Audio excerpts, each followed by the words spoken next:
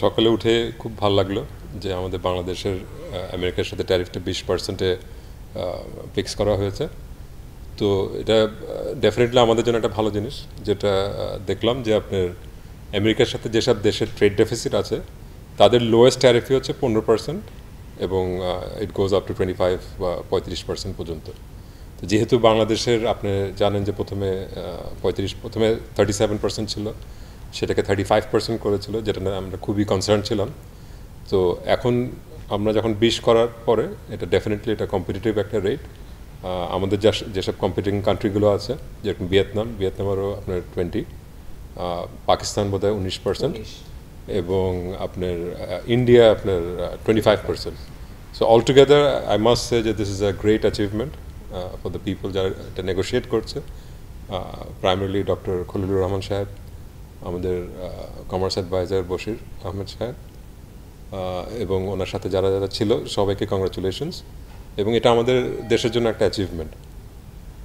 সবচেয়ে বড় কথা হচ্ছে যে আপনার চায়নার উপর 55% ডিউটি এখনও বলা হচ্ছে, যে কারণে কি আমরা জানি যে অ্যাপারেল এক্সপোর্ট অ্যাকচুয়ালি চায়নার এখনও একটা বড় একটা সিগনিফিক্যান্ট একটা পোর্শন। তো সেই ব্যবসাটা অ্যাকচুয়ালি শিফট করবে এবং বাংলাদেশে আসার যথেষ্ট সুযোগ আছে এখানে। সো এখানে যেটা হচ্ছে যে আপনার ডিউটি কিন্তু চেঞ্জ হয়নি। ডিউটি বাংলাদেশে আপনার কটনের উপরে যেরকম 15% থেকে 16%-এর অ্যারাউন্ড ডিউটি, এবং সিনথেটিকের ক্ষেত্রে এটা 30%। বাট ডিউটিটা এখন ম্যাটার করছে না, বিকজ আপনার প্রত্যেকটা দেশে কিন্তু এই ডিউটি যেটা ছিল সেটা রয়ে যাচ্ছে। এখন যেটা হচ্ছে যে এই 20% যেটা অ্যাডিশনাল যে ট্যারিফ যেটা বলছে, সেটা আইদার আমাদের কাস্টমাররা সেটা রিটেল প্রাইস যেটা সেটা তাদের বাড়াতে হবে, অথবা তাদের যে বাজেট যেটা আছে, যে বাইং একটা বাজেট থাকে প্রত্যেকটা কাস্টমারের, সেই বাজেটটা কমে যাচ্ছে অ্যাকচুয়ালি। তো সেটার কারণে হয়তো বা কিছুটা অর্ডার কমতে পারে। আর আরেকটা জিনিস যেটা হবে, যে আমরা আগেও দেখছি যখন আপনার 10% ট্যারিফটা গত 3 মাস ধরে ছিল, যে বায়েরা চায় যে আমাদেরকে কিছু শেয়ার করার জন্য, সেটা এনিওয়ার ফ্রম 1% to 5% যে যেটা দিতে পারে। তো আমার আশা থাকবে যে আমাদের যারা এন্টারপ্রেনার আছে গার্মেন্টস সেক্টরে বা অন্যান্য এক্সপোর্ট সেক্টরে, তারা এটাকে নেগোশিয়েট করবে এবং চেষ্টা করবে যেন এই বাড়তি ট্যারিফের যেন কোনো অংশ যেন আমাদের উপর যেন না আসে। বান্ডেল থাকলে প্রতি সেনমানিতে টাকা বাঁচবে।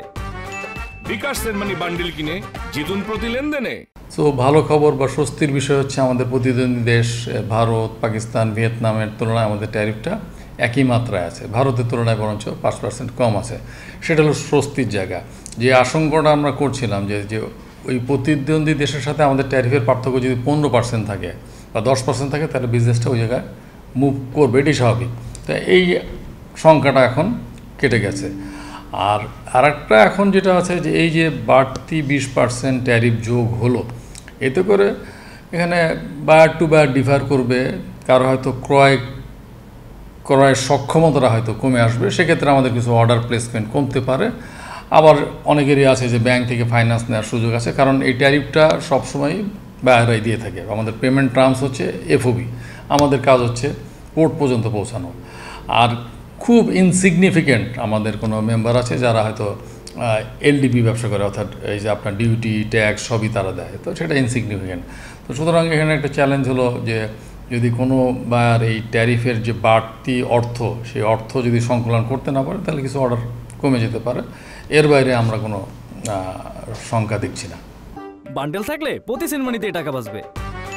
বিকাশ সেনমানি বান্ডেল কিনে জিতুন প্রতি লেনদেনে।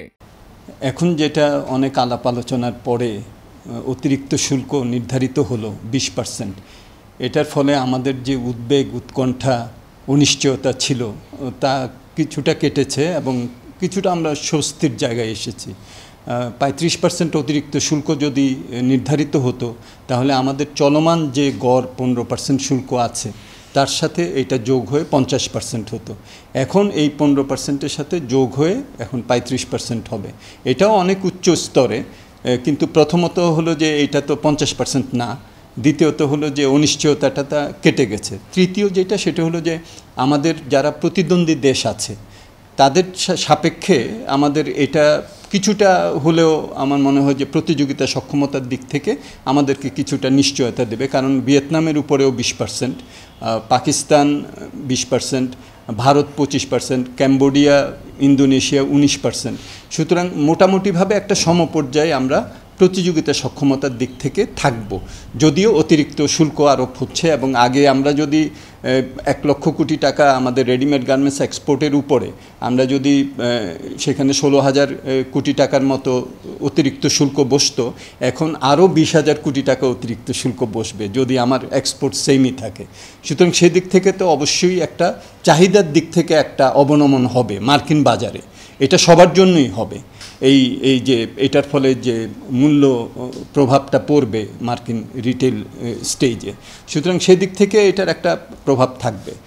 দ্বিতীয়ত যেটা সেটা হলো যে আমাদের এটার জন্য তো আবার ছাড়ও দিতে হয়েছে অনেক জায়গায়, যেটা নন ডিসক্লোজার ক্লজের কারণে আমরা স্পষ্টত জানতে পারিনি, কিন্তু তারপরে যেটুকু আমরা জেনেছি তাতে কিন্তু আমাদের যে প্রকিউরমেন্ট বেশি করা, 25টা বোয়িং কেনার কথা বলা হচ্ছে, বা আমরা 5 বছরে 7 লাখ টন করে অতিরিক্ত গম আমদানি করব, বা আমরা এলএনজি মার্কিন যুক্তরাষ্ট্র থেকে আমদানি করব, এগুলো যেগুলো খবর এসেছে, অর্থাৎ এটার বিপরীতে আমাদেরকে কিন্তু প্রকিউরমেন্টের দিকটাতে আমাদের অন্য জায়গা থেকে আগে যেগুলো আমরা ক্রয় করছিলাম সেখানের সাপেক্ষে বেশি মূল্য দিতে হবে। সুতরাং এখানে একটা কিন্তু ট্রেড অফ আছে।